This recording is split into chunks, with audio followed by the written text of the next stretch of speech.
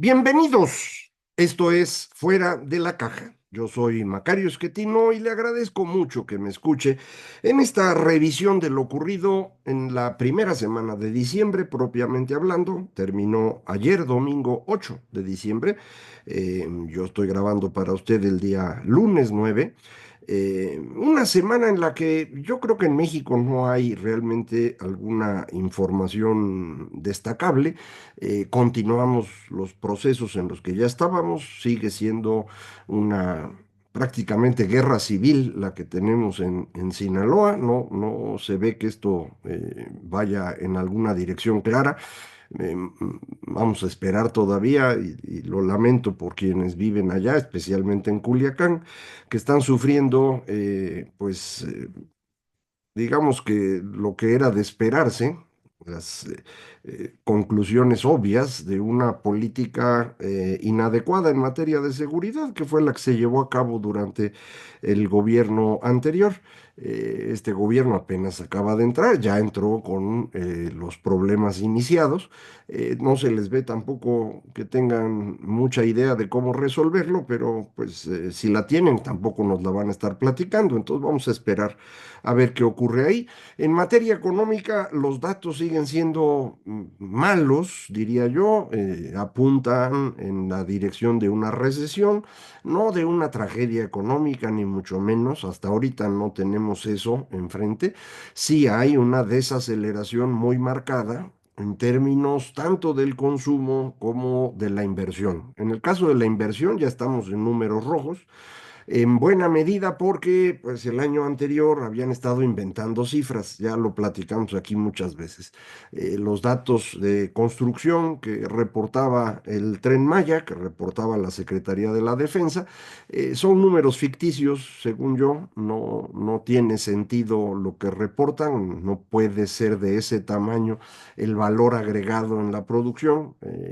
Yo creo que no descontaron los costos o no sé qué hicieron, pero los datos que reportaron desde octubre de 2022 y prácticamente todo 2023 son datos que no tienen sentido.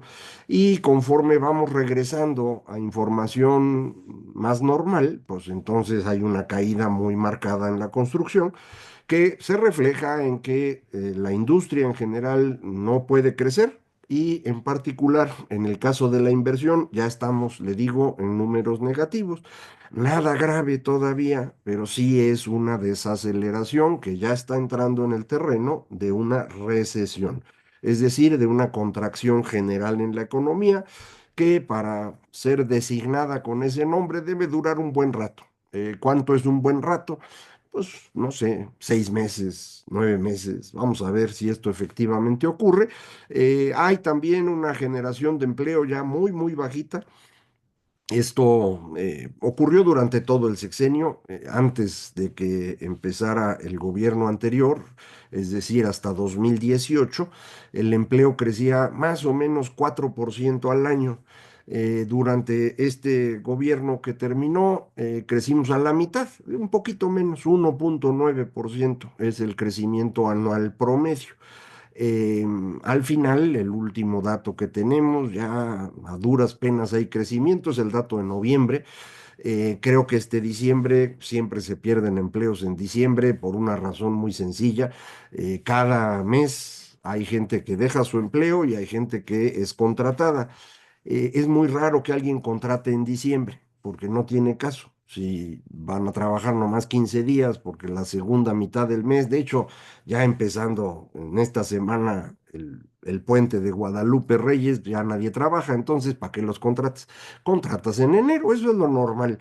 A lo mejor ustedes recuerdan que el expresidente les reclamaba a los empresarios que por qué corrían gente en diciembre, que era para no pagar el aguinaldo.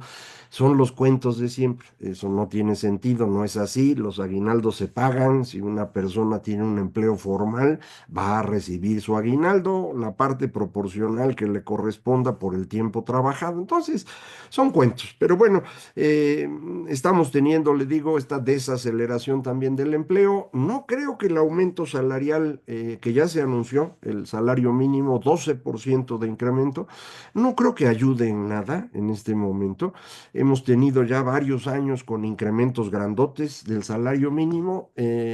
Los incrementos del salario promedio de los trabajadores formales que están registrados en el Seguro Social son como la mitad del aumento del mínimo. Es decir, si el mínimo sube 20%, el salario promedio de los formales aumenta como 10%.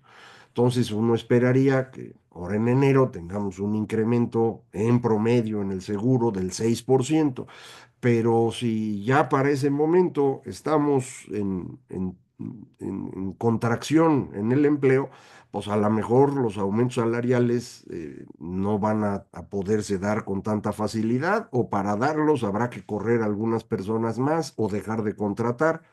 En enero, febrero, marzo estaremos viendo el resultado de esto, y pues creo yo estaremos en recesión. Insisto, no es una tragedia económica, pero sí es un problema. Este menor crecimiento o incluso contracción de la economía el próximo año le hará más difícil al gobierno cumplir sus promesas. Le prometieron a la gente que iban a seguir repartiendo dinero, ampliaron los grupos a los que les van a regalar, y no tienen el dinero para regalar, entonces lo están pidiendo prestado. Eso en México es ilegal. En México hay una ley de presupuesto que se hizo precisamente para evitar este tipo de cosas, en donde se dice que tú puedes contratar deuda siempre y cuando sea para inversión.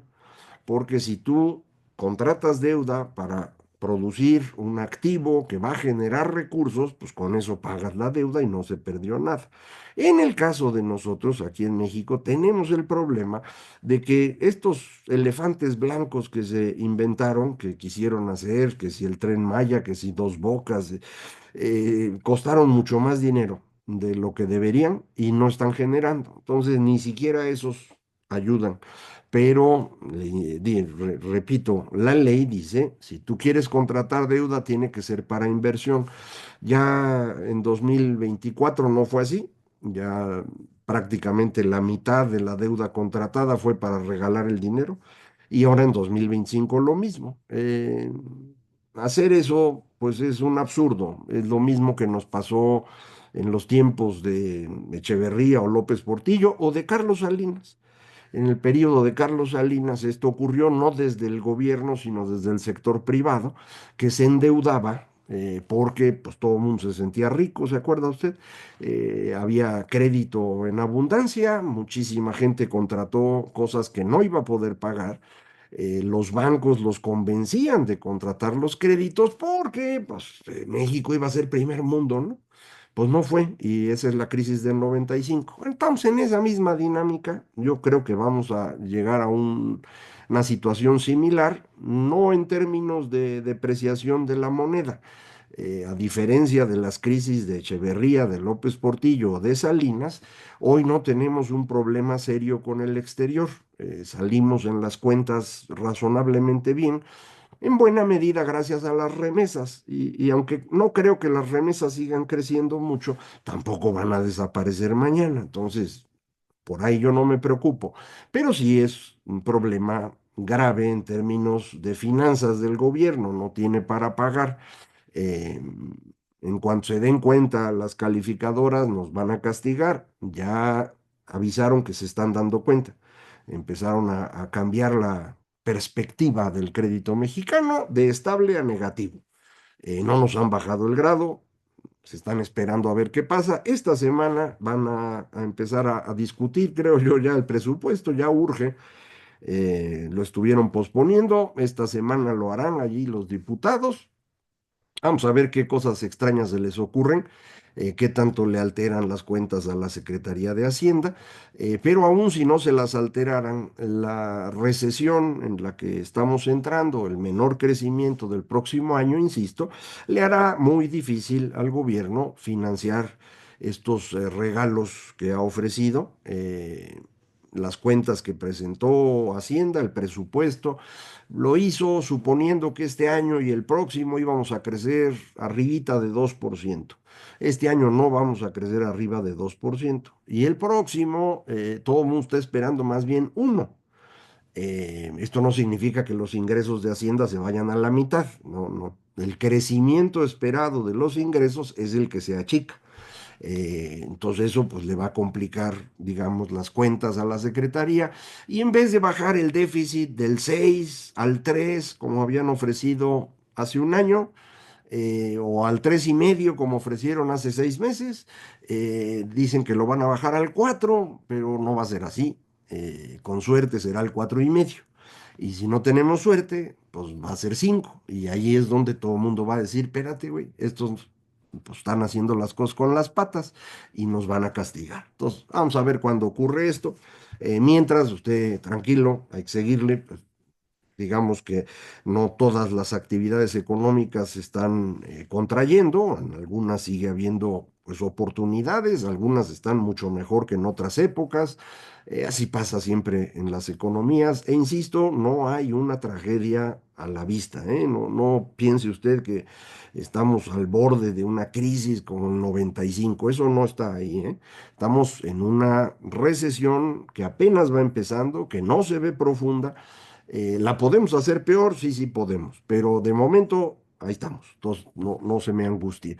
Creo que la noticia más importante de la semana es sin duda internacional, es la caída del régimen sirio, el régimen de Bashar el-Assad, un personaje bastante gris en materia, digamos, de capacidad política o de liderazgo, pero negro en términos de respeto a los demás. Es un criminal de guerra clarísimo.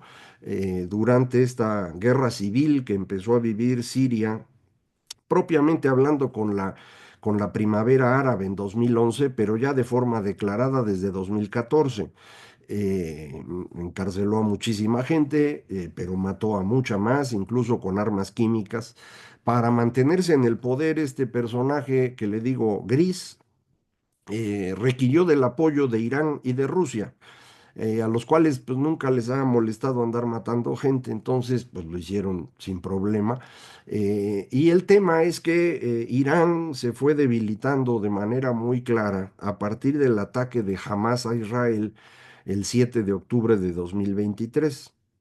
Ese ataque, que no tiene manera de ser minimizado, fue un ataque sin aviso previo a población civil por parte de un grupo terrorista, pero además que tiene una estructura militar, o la tenía en ese momento. Fue respondido por Israel de manera muy agresiva. Creo que jamás, y atrás de ellos Irán, pensaban que Israel no iba a invadir Gaza, porque invadir Gaza iba a llevar a Israel a una gran crisis en términos de opinión pública global. Todo el mundo iba a acusarlos a ellos, no a Hamas. Y así fue como ocurrió. Usted ha visto grandes manifestaciones, en particular entre jóvenes estudiantes que defienden Palestina, según dicen, y están en contra del genocidio israelí. No es un genocidio, no importa cuántas veces lo digan, no lo es, no hay un intento de destruir a un grupo específico, es una invasión declarada como guerra por parte de Israel a una zona muy pequeñita en donde jamás se ha estado camuflando en instalaciones civiles y entre la misma población civil.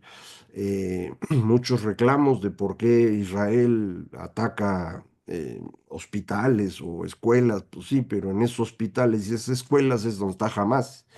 Eh, Hay una cantidad importante de información al respecto que podría usted encontrar con facilidad. Hay también excesos de parte de Israel en este proceso. No los podemos medir con claridad todavía. Vamos a ver eventualmente cómo se mide esto. Hay quejas incluso desde Israel en contra de la forma como su gobierno ha enfrentado a Hamas. Sin embargo, al mismo tiempo que Israel iba destruyendo a Hamas y en el camino destruyendo a Gaza, otro grupo, también controlado por Irán, que se llama Hezbollah, que está instalado en Líbano, empezó a bombardear de manera más frecuente a Israel. Hezbollah ha estado bombardeando Israel desde hace mucho, pero a partir del 8 de octubre del 2023, el flujo de cohetes fue mucho mayor. Normalmente Israel simplemente se defendía con el escudo de acero que han construido, pero en esta ocasión decidieron pues irse sobre Hezbollah y lo hicieron de una manera espectacular. Usted debe recordar la operación de los Vipers que dejó sin comunicación a toda la estructura de Hezbollah y luego pues la ejecución de su líder, lo mismo que había ocurrido con el líder de Hamas. Y todo el mundo esperaba que Irán entrara a defender a sus dos instrumentos, ¿no? Son los que utilizaba para estar molestando a Israel. Y cuando Israel responde, Irán no tiene capacidad de responder. Y esa debilidad de Irán es la que convence a los grupos rebeldes en Siria de que ha llegado el momento de actuar. No sé si ellos también tenían alguna información sobre Rusia. Ya ve que Rusia en su invasión a Ucrania, pues ha resultado un fracaso. Ellos esperaban terminar su invasión en 3 días o en 3 semanas y ya van para 3 años y no terminan nada. Han perdido muchísima gente y muchísimo material de guerra en la invasión. De forma que cuando arrancan estos rebeldes en Siria y se van sobre la ciudad de Alepo, la segunda ciudad más importante del país, en el norte, cerquita de Turquía, pues resulta que nadie los enfrenta. Y entonces se van sobre todo lo demás. Y se van hasta Damasco. Y el sábado en la noche de México, domingo en la madrugada de Siria, el gobierno de Bashar el-Assad llegó a su fin y ahora pues no sabemos qué va a pasar.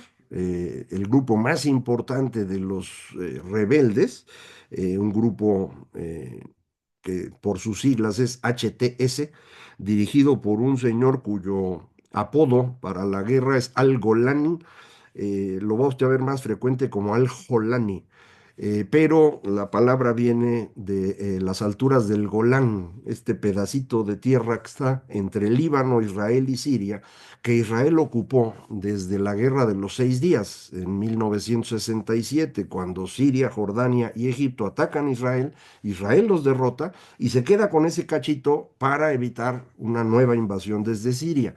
Y ahí han estado. Eh, en ese lugar vivía la familia de este señor Golani o Golani, y por eso se puso ese nombre, por eso Golani creo que sería la mejor grafía, ya ve que ellos en árabe escriben de otra forma, entonces la transliteración al español o a los lenguajes indoeuropeos creo que sería mejor Golani, pero a lo mejor lo ve como Jolani o incluso como Julani, hay muchas grafías distintas. Este personaje es el que parecería tener ahorita la posibilidad de quedarse con todo. No está tan fácil porque su grupo, aunque es el más fuerte, pues no es mucho más fuerte que los otros que están en pleito. Eh, Otro de esos grupos, el Partido de los Trabajadores Kurdos, viene también, llegó a Alepo y estaban ahí en el norte. Sobre ellos está yendo Turquía. Turquía ha querido destruir a los kurdos desde hace muchísimo tiempo. Entonces, pues ahí va a haber complicaciones. Este señor Golani fue originalmente miembro de Al Qaeda. Dice que ya no es así, que ya es pragmático, pero usted ya sabe de los que dicen que son pragmáticos, luego cómo no salen, ¿no? Entonces hay que tener cuidado, vamos a ver qué pasa, está bien lejos de nosotros, diría usted, pero recuerde, aquí en México tuvimos una gran inmigración de personas que vienen de esa región, los que llamamos sirio-libaneses. Algunos venían del Líbano, pero otros muchos vinieron de Siria, gente pues que ayudó mucho a que México fuera un país exitoso, gente muy trabajadora. Eh, entonces, tenemos una relación con ellos que creo que vale la pena recordar en este momento en el cual pues lograron quitarse de encima medio siglo de una dictadura, pero ahora entran a un periodo que no está nada sencillo. Una siguiente conclusión de esto es el debilitamiento de Irán es tan grande que no sería raro que sea atacado directamente Irán por Israel.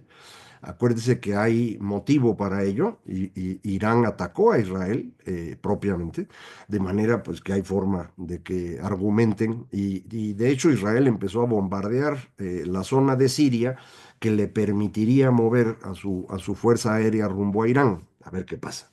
La otra cosa importante es saber si Rusia no defendió a Bashar el-Assad porque no quiso o porque no pudo. Si es porque no quiso, entonces pues seguiríamos pensando que Rusia tiene la capacidad de controlar áreas y de moverse a la retaguardia cuando sea necesario, etcétera. Pero si no pudo, pues entonces Rusia está en problemas muy serios. Tuvieron que abandonar la base naval de Tartus, que está ahí en Siria, que es lo que les permitía controlar, o de alguna manera, tener presencia en el Mediterráneo. Ya no lo tienen. Ya no tienen los aeropuertos, que era lo que les permitía controlar la región del Sahel, la parte sur del desierto del Sahara, que fue durante mucho tiempo un espacio francés. Y los países de la región fueron expulsando a los franceses porque Rusia les ofrecía más y porque además Rusia les mandó mercenarios que ayudaron a los grupos militares ahí en la región a tomar el poder.